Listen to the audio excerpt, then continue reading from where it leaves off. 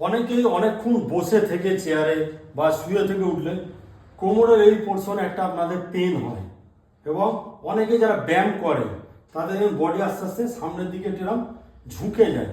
এর একটা কারণ হলো এই লোয়ার ব্যাক মাসেল যে আছে, এই ওয়ার্কআউটটাকে অনেকে স্কিপ করে যায়, যার ফলে এটা অনেকটা উইক হয়ে পড়ে এবং আপার বডি ভারী হয়ে যাওয়ার সাথে সাথে এর যেহেতু ওয়ার্কআউট করছেন না, তাই স্ট্রেংথ কমে যাওয়ার কারণে এর সামনের দিকে ঝুঁকি দেয়। আজকে আপনাদের আমি দেখাবো যে এর কি ওয়ার্কআউট হয়, খুব সহজ একটা ওয়ার্কআউট, আপনারা আমার সঙ্গে থাকুন।